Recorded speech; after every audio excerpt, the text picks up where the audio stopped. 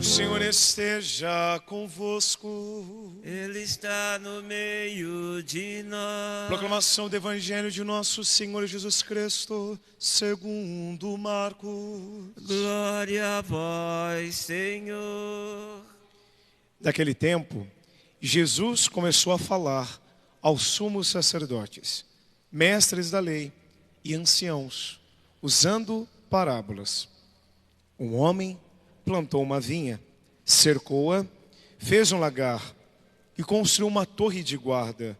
Depois, arrendou a vinha a alguns agricultores e viajou para longe. Na época da colheita, ele mandou um empregado aos agricultores para receber a sua parte dos frutos da vinha. Mas os agricultores pegaram no empregado, bateram nele e o mandaram de volta sem nada. Então, o dono da vinha mandou de novo mais um empregado. Os agricultores bateram na cabeça dele e o insultaram. Então, o dono mandou ainda mais um outro e eles o mataram. Trataram da mesma maneira muitos outros, batendo em uns e matando outros. Restava-lhe ainda alguém, seu amado filho. Por último, ele mandou o filho até os agricultores, pensando: eles respeitarão meu filho. Mas aqueles agricultores disseram uns aos outros: esse é o herdeiro, vamos matá-lo e a herança será nossa. Então o agarraram, o mataram e o jogaram fora da vinha. Que fará o dono da vinha? Ele virá, destruirá os agricultores e entregará a vinha a outros.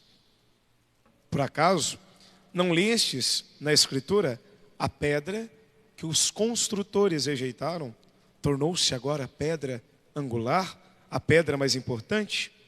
Isso foi feito pelo Senhor e é admirável aos nossos olhos. Então, os chefes dos judeus procuraram prender Jesus, pois compreenderam que havia contado a parábola para eles. Porém, ficaram com medo da multidão e por isso deixaram Jesus e foram-se embora. Palavra da salvação. Glória a vós, Senhor.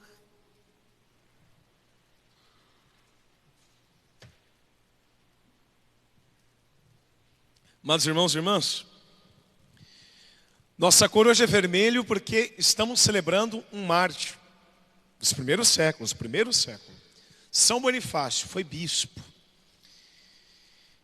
A história conta fatos belíssimos das suas pregações, quanto de gente que ele converteu, que ele trouxe para Cristo. Agora é muito bonito. 2 pontos da sua vida que eu começo destacando para irmos à palavra e ao Evangelho.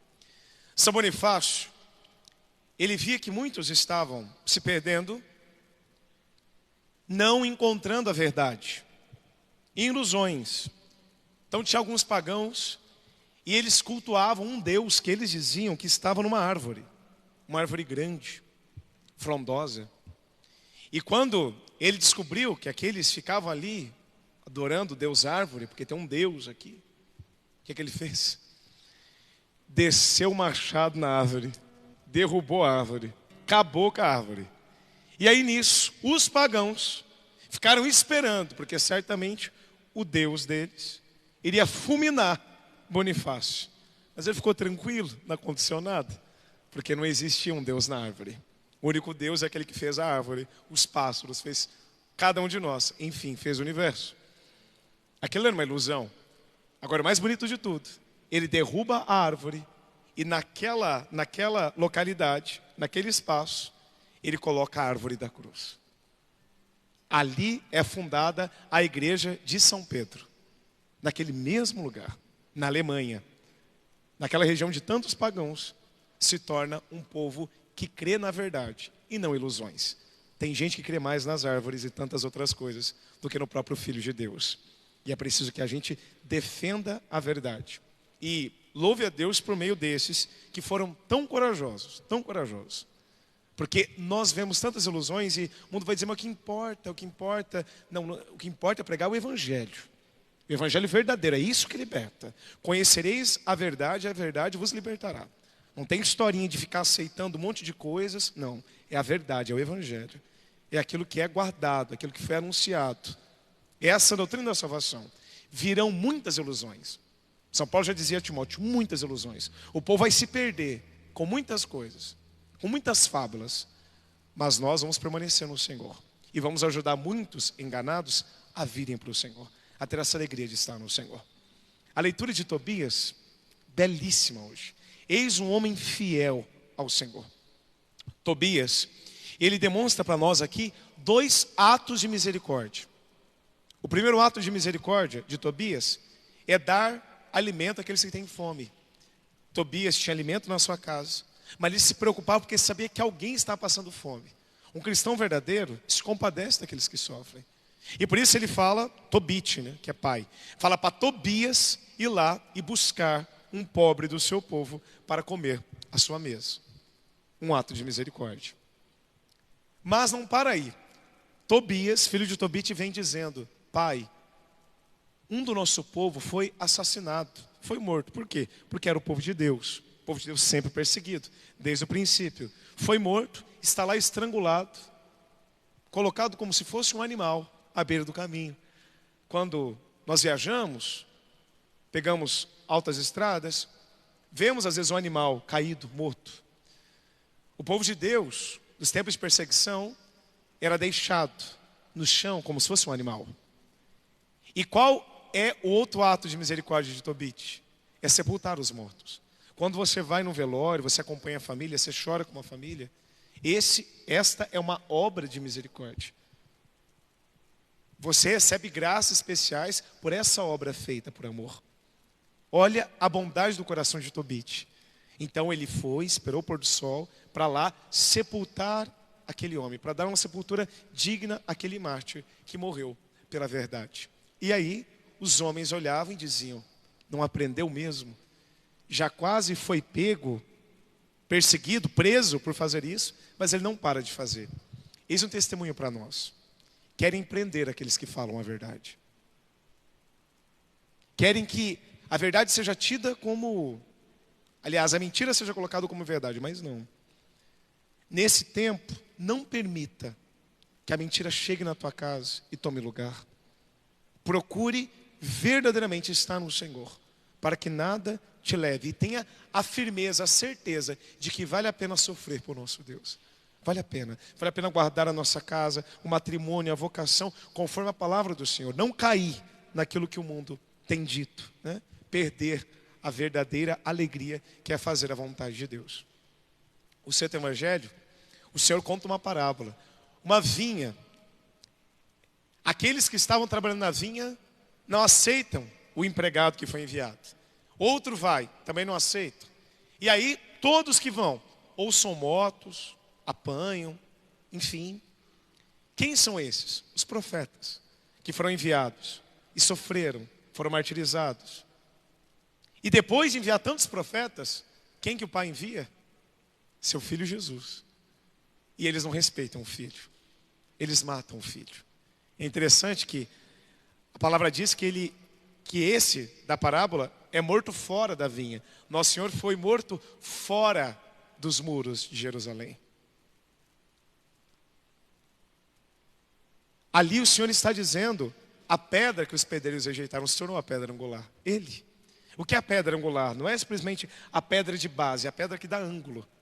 Para vir uma outra pedra, para vir uma outra base ali, ela tem que se ajustar à pedra angular. E isso é para a nossa vida. Se vem uma coisa que não se ajusta a Cristo, é porque não é para você. Jesus tem que ser a pedra angular. O que vem para a tua vida, se é trabalho, se é não sei o que e tal, tem que se encaixar nele. Não pode te roubar da presença de Deus.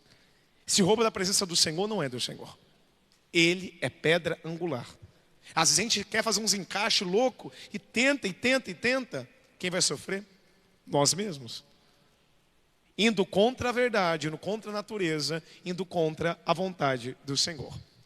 Que Jesus seja a pedra angular da tua vida, a pedra angular da tua casa. São Bonifácio, o outro fato bonito da vida dele, é porque, sendo tão corajoso, sofreu. Foi muito perseguido, mas não teve medo. Certa vez, ele pregando o evangelho com alegria, porque é uma alegria imensa pregar o evangelho. Chegaram os homens para impedir, já tinham roubado algumas pessoas, e aqueles homens maus entram ali, e ele disse para o povo que estava com medo: não temam, nenhuma arma desse mundo pode matar a nossa alma. Olha que coisa mais linda. Nem uma arma deste mundo pode matar a nossa alma. Isso é magnífico. Porque às vezes nós ficamos com medo imenso das coisas do mundo, mas não temos medo de nos condenarmos. Gente que fica com medo imenso e tem todos os cuidados, né, de saúde e tal, maravilha. Sua vida é um dom, tem que ser cuidado, tranquilo. Mas a sua alma também. Não só o seu corpo, a sua alma também. Por isso tem que rezar, tem que comungar. Se a vida não está resolvida, resolva. Porque nós não sabemos quando será o último dia. E por isso precisamos viver como se fosse o último respirar, o último momento que Deus nos dá. Então, diante desse altar, peçamos a graça de não rejeitar a palavra de Deus, como aquela vinha foi rejeitada. Nós queremos ser esse povo fiel ao Senhor, para poder de verdade testemunhar esse amor. Hoje, acompanhando uma família enlutada durante toda a tarde, eu vi os 2 órfãos olhando para a mãe sendo sepultada. E as lágrimas, o quanto que eles choravam. E naquele momento, Senhor, tantas coisas acontecem. E onde que nós vamos encontrar fortaleza? Nesse mesmo Deus, que nos deu cada uma das pessoas que nós amamos, que nos deu a nossa vida, que nos dá o respirar. E foi muito bonito que o menino se aproxima ali do sepulcro da mãe e diz: a gente se encontrará no céu, como a nossa fé que vence o mundo. E aí nós vemos, né, como o amor é forte, como a fé é forte. Mesmo no momento tão doloroso, a esperança não é destruída. Eu digo isso porque São Bonifácio testemunha isso para nós. Quando ele disse essas coisas, entraram lá, tentaram acertá-lo com uma lança, mas o evangelho o protegeu. Mas aí ele acaba degolado, mataram São Bonifácio. Mas ele se entregou sabendo: serei coroado no céu. Saiba disso, você será coroado no céu. Quando vir uma dor, quando vir alguma dificuldade, viva buscando cada dia mais a Deus, porque você vai ser coroado no céu. Aqui nós vamos passar por tantas lágrimas e dores, mas depois daqui, se nós tivermos sido fiéis à palavra, fiéis a esse altar, nós encontraremos o nosso Deus e ficaremos com Ele para sempre. Então não tenha medo de dizer para o Senhor: faça a tua vontade em minha vida, pois os planos de Deus são infinitamente mais belos que os nossos. Sofrimento, todos passam, mas aquele que está no Senhor tem uma força que vence o mundo, e é a fé.